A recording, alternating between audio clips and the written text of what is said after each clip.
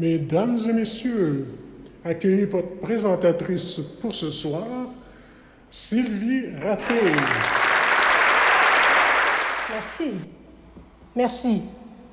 Bonsoir. Voici le moment tant attendu, la remise du prix de la meilleure présentation pour la 12e édition de ETS-MIN 2020, déjà 12 ans. Chaque année, on a plein de conférenciers qui traitent de données de type diversifié, des algorithmes qui sont supervisés ou non supervisés. Et cette année ne fait pas exception.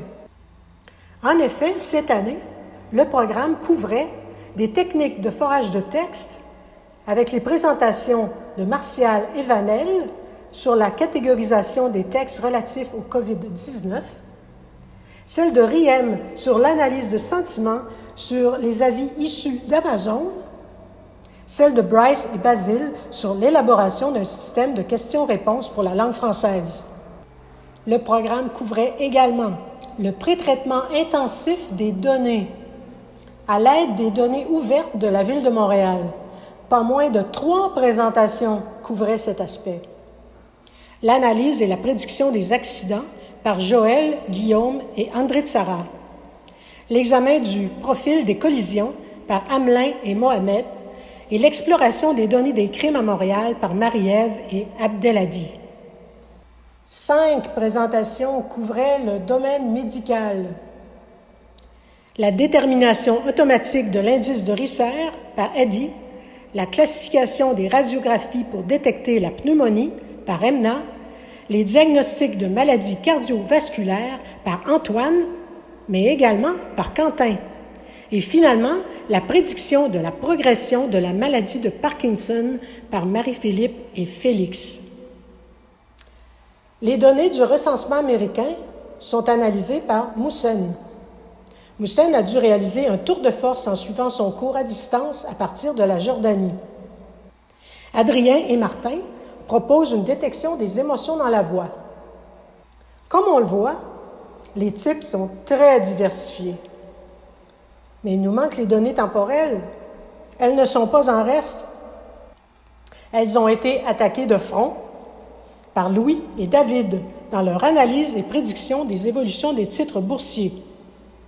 On leur souhaite que leur algorithme fonctionne et qu'ils m'envoient un peu d'argent pour mon laboratoire de recherche. Il y avait également un bon équilibre entre les méthodes supervisées et non supervisées. La présentation de Simon Olivier est le résultat de plusieurs semaines de réflexion et de tests. Toute personne qui pense utiliser les modèles de langue devrait lire attentivement son article. Finalement, Oumaima propose une analyse innovante des codes SMEL grâce aux règles d'association, tandis que Safa et Saed présentent une technique fondée sur l'analyse d'une étude clinique nationale portant sur les psychothérapies pour tenter de prédire l'anxiété et la dépression. Une analyse très pertinente et d'actualité en ces temps de confinement et de COVID-19.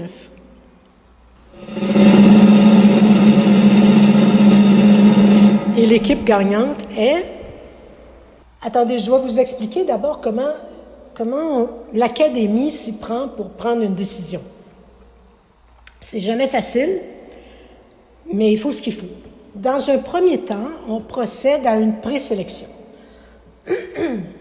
Alors, il faut y aller lentement, très lentement,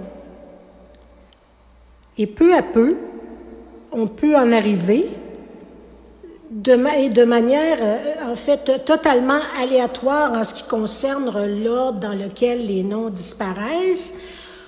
On en arrive aux finalistes.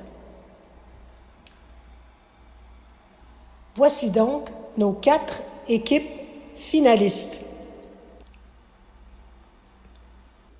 Predicting the Progression of Parkinson's Disease from Speech par Marie-Philippe et Félix. Analyse et prédiction des évolutions de titres boursiers avec Transformer par Louis et David. Fusion de données pour la prédiction de la distribution du crime à Montréal par Marie-Ève et Abdelhadi. Détermination automatique de l'indice de Risser via l'extraction et la classification de caractéristiques à partir de radiographie EOS par Eddy. Il y avait plusieurs critères pour évaluer les présentations et déterminer une seule équipe gagnante. L'aspect présentation couvrait l'affiche et la présentation orale proprement dite. La qualité de l'article était aussi prise en compte. Finalement, pour la première fois en 12 ans, la comptabilisation des votes du public a aussi été considérée. Avec ces 3 métacritères, nos 4 équipes se présentent dans un espace en 3 dimensions. On est dans un cours de forage de données. On va faire une analyse en composantes principales, on va tout écraser ça sur un dé. C'est une idée que j'ai trouvée absolument séduisante. Mais j'ai pensé à vous. Je me suis dit, peut-être que ce n'est pas une bonne idée. Donc, l'équipe gagnante est... J'ai tout de même retenu 3 métacritères en oubliant l'idée des 3 axes. Okay? Le travail de Eddy s'est avéré excellent, tant pour son article que pour sa présentation. Il a également reçu un coup de cœur du public. Eddy travaillait avec des données limitées, une situation typique dans le domaine médical. L'article ainsi que la présentation de Marie-Philippe et Félix s'est avéré également excellent. Marie-Philippe et Félix se sont appropriés des données complexes qui nécessitaient des lectures supplémentaires pour bien interpréter toutes les caractéristiques. Ex aequo, l'article et la présentation de Marie-Ève et Abdelhadi couvrent un problème typique de forage de données. Les données sont là, elles ne demandent qu'à être fusionnées à d'autres. Tout ça semble idéal, mais la réalisation de toute intégration est très difficile. Ils savent désormais que ce n'est pas parce que les données sont toutes là, que les algorithmes sont puissants, que tout va passer comme une lettre à la poste. Finalement, ex aequo, pour le coup de cœur du public, Louis et David nous ont offert une très belle présentation claire pour leurs analyses et prédictions des évolutions de titres boursiers par transformeur. Construire ce type d'architecture et surtout l'entraîner, ce n'est pas de tout repos. On va y arriver. OK. L'équipe gagnante est...